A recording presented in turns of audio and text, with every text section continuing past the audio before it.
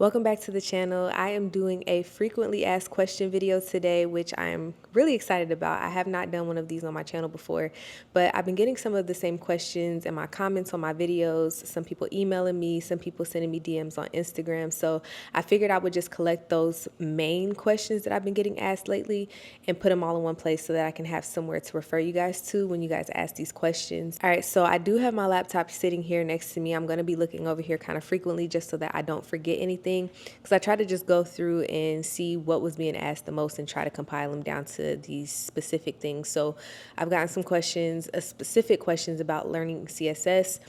Do you need certifications? Should you get them? Should you not?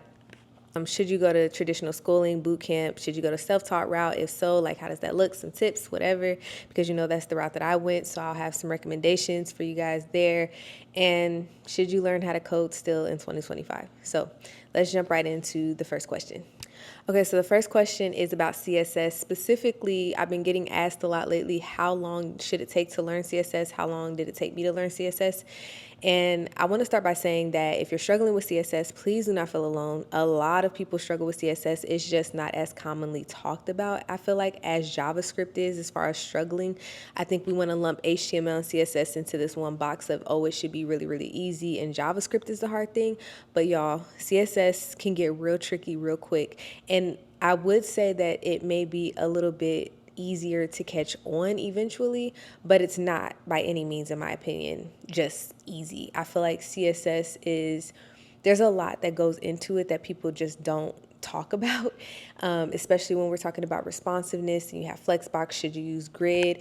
Like having Flexbox and grid, and then when should you use them, is what I meant to say. Just all the ins and outs. We also, I don't think, talk about how important it is, step one, how you set up your HTML. It absolutely matters how well your HTML document is set up. So if you are still struggling with even getting the semantics of HTML set up, like your HTML set up in a semantic way where you're choosing your tags and stuff and your elements and all those good things with purpose, as they should be chosen. And I'm talking about using sections over divs, using asides or articles, different things like that.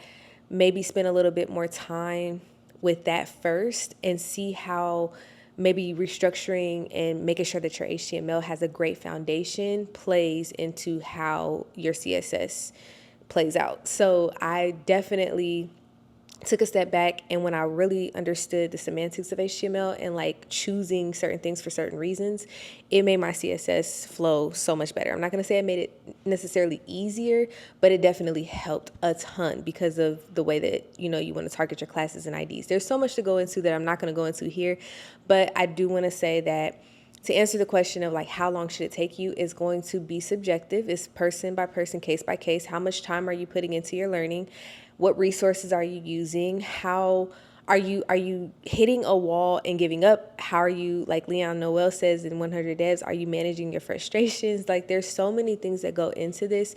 And trust me, I used to be a person who would ask people who have been doing this for years and years and years, well, how long did it take you to learn this? How long did it take you to learn this? And that was the biggest tip that I got from my manager when I worked at the creative agency as a web developer. I asked him because I was struggling so bad with some stuff. And I was like, well, how long did it take you to feel comfortable with certain things and learn certain things? And he turned to me and he was like, that is not a question that I can answer because it's going to be based on the person and how much time are you putting into it. Do you go home and say, I want to work on this today? Or do you just say like, oh, I can't do it and I'm going to give up? There's so many factors that play into it. So I can't really answer that question, but those are my tips to maybe get better at CSS. And when it comes to CSS, I'm going to highly recommend watching somebody like Kevin Powell. His whole entire channel is dedicated to CSS. And, as he says, it's something along the lines of making you want to love CSS, because a lot of us struggle with CSS, and that is something to talk about. And so if you are struggling with CSS, please do not feel alone. Please do not feel alone. But yeah, Kevin Powell. Of course, I'm going to recommend 100 Devs. Of course, I'm going to recommend your free code camps. It all depends on your learning style. Maybe, I don't know, because I don't even know. That's a deep topic, learning styles and how to learn and all that stuff. But yeah, a lot of repetition, a lot of figuring out what resources are going to work for you and sticking with them. So yeah, that is that on CSS.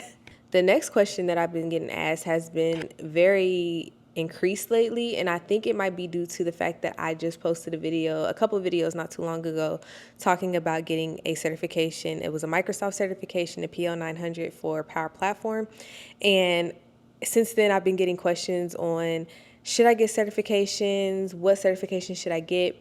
If we are talking about web development, in my opinion, I don't think that you need any. I never needed any. I didn't need any to get the jobs that I had. I've never talked to any web developers that I know personally that got any certifications. Are there certifications that you get for completing certain things? Yes, like if you go through the whole free Bootcamp curriculum, you do get a certification at the end. I believe as long as I don't know, you have to go in there and see like what all you have to complete. But there is a certification associated with that. Something like Harvard CS50, which is Introduction to Computer Science, you go through that whole curriculum. You can go through the entire thing for free. And then if you want to decide at the end, once you finished it, that you want your certification, I believe you can pay for it. I haven't looked into that in a long time, so I'm not sure how much it costs or if that's still how it works. But something like that, you can get a certification saying, yes, I completed this. But in my opinion and in my experience, I've never been asked for a certification for web development. It's can you code or not? You normally just get coding tests or they ask you to show them your portfolio or talk about projects. For me, I did not have a technical interview at the creative agency, and I think it was because I straight away went into, hey, do you want to see this portfolio project I created? And then I talked through it. So that kind of showed them what I was capable of, and they didn't really ask me for a technical interview. I don't really know. Everything is different. Everybody's situation is different. But to answer the question, do you need certifications for web development? I would say no. I honestly don't think that they make a huge difference for web development. Now, if you're talking about going to something like cloud development, cloud engineering, and things like that, I absolutely do think that the certifications can help a lot there. And then, like I said, with the things that I'm looking into, Power Platform and things like that, certifications absolutely do help. But something like web development is just a little bit different in my opinion. It's like, can you create a website? Do you know how to connect APIs? Do you know how to tap into the back end? Do you know JavaScript? Do you know how to create functions and get things to be behavioral on the page?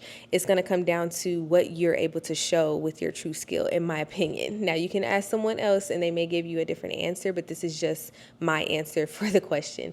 If we're talking about web development, I don't think that you should focus on certifications. I think you should focus on what is going to be your learning resource, whether you're going back to school, going to a boot camp, or learning on your own. What are you using to learn? Stick to it, learn it, get through it, create your portfolio, create your projects, and then apply, create your resume, all that stuff. So yeah. All right, this next question is something that I get a lot too, which is, should you be self-taught? Should you go to boot camp? Should you go to traditional schooling like university, college, whatever you call it where you live? We call it college in the United States. My answer to this is kind of loaded, and it's kind of weird for me to answer because I've only done one of the three, which is being self-taught. So let's start with university, college, whatever you want to call it. I have always heard from people who have been in this industry for a long time, from people who have actually gone through college curriculums and things like that, that it's not always necessarily worth it for development, for web development, for software engineering. I cannot say if it would be worth it to do in today's climate with the way the market is, having that piece of paper and that degree to say I went through school to get to where I'm at would help. I honestly cannot speak on that. I have not done the research. I really don't know, but I do know, and I can tell you that there are still people getting jobs today without degrees. There are still a ton of people who are getting jobs today without degrees. So take that how you want. I'm not going to speak too much on the college route because, again, I did not do it. I can't really speak to it right now. What I will say when it comes to going to traditional schooling or a boot camp, you are held accountable. You have this system put in place for you. You don't have to come up with your own curriculum. You don't have to decide what resources you're going to use. You don't have to decide when you should be, you kind of have like this guideline on where you should be when you should be there, if that makes sense. So you have a time frame to learn HTML, CSS. You have a time frame to learn whatever, but that's another thing. I will say I've heard a lot that when people go to school for this, they're not even really like, if you go to school for computer science, it's not even like web development focused. It's kind of more like you learn Java, and it's more about like computer science. I don't know how to explain it. And then I've had people reach out to me saying that they were in college and they're learning web development on their own anyway. So there's that. Like, it's like, do you want a degree? I think that would be, do you want a degree? Do you want a structure? Look into some, universities that you'd be interested in, see what their curriculum looks like, their course catalog, and see if that's something that aligns with you, and you'll have to make that ultimate decision. With boot camps, again, I'm going to say, in my opinion, you don't need them because they are so expensive. But I do know a lot of people, like a lot of my like online friends have gone through boot camps. And so I feel like, again, it comes down to, can you afford it? Do you need that structure? Do you need to be held accountable? Do you need the community that comes around having a boot camp? Because typically you're going to have other students there with you that are in the same, they're on the same trajectory as you, as far as like being in the same process at the same time as you, if that makes sense. So you kind of have these built-in people that understand what you're going through because they're going through it for the first time with you as well. And then you have your instructors that are readily available, that are easily accessible to ask questions, to kind of guide you through things when you get lost and you get frustrated. So again, when it comes to boot camps, I highly think that it's something that is going to be based off of you. What do you need for your learning style and where you're trying to go? And obviously a boot camp is going to get you through the curriculum faster than a 4-year college or university. I'm sorry, I'm going to use those interchangeably. But again, with a boot camp also, so you're going to get done faster, and you're also going to 9 times out of 10 be focused specifically on a niche thing. So web development, software engineering, whatever it is, instead of like this overall encompassing thing of computer science. So that, again, is something that you're going to have to think about. Can you afford it? Do you want to invest in that? And are you going to be able to get through it? Because I've heard how frustrating, or like how intense a boot camp can be, because it's a boot camp. It's intended to be fast paced and getting through it as quickly as possible. So that's another thing to think about.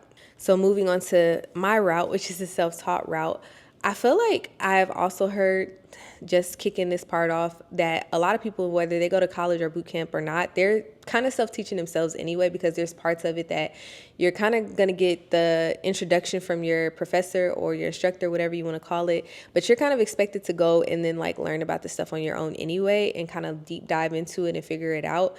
You still have to put your own fingers to the keyboard to code and do your projects, so you're learning in that capacity as well on your own. So I think if we look at all of this in a nutshell, you're kind of self-taught no matter which route you go. But being truly self-taught, like I said, is a lot harder than people give it credit for, because you are making first of all, you have to go through and make sure you are doing what you want to do in the tech industry as a whole. There's so many different avenues in tech: coding, non-coding, low code, no code, whatever. You have to decide what it is that you want to do. Then you have to decide what resources you're going to trust and feel like are good enough to get you to where you need to be. Then you have to look at roadmaps. There's so much that goes into it. You're creating your own curriculum.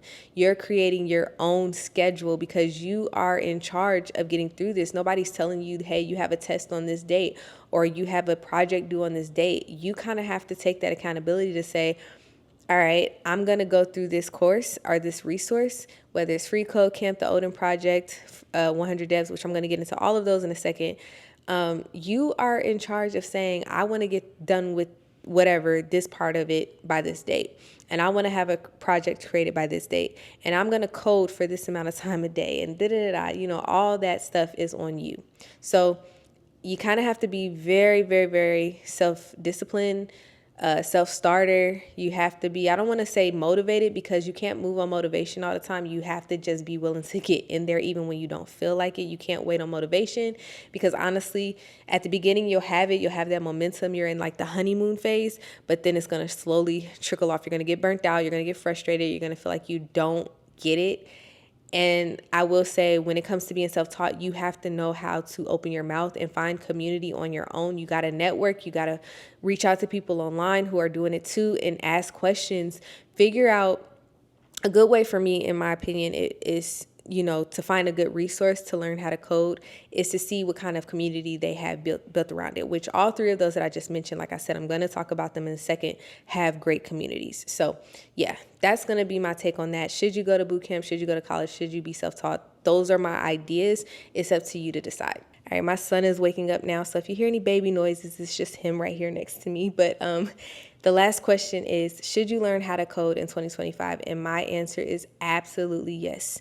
Yes, yes, yes. I don't care about what all this AI stuff is doing. If you are wanting to learn how to code and add the AI into it. Maybe add that as part of your self-taught curriculum or whatever it is that you're doing. Or if you're in a boot camp or in college and they're not teaching it, learn it on your own in your own time. I definitely recommend learning about it for sure.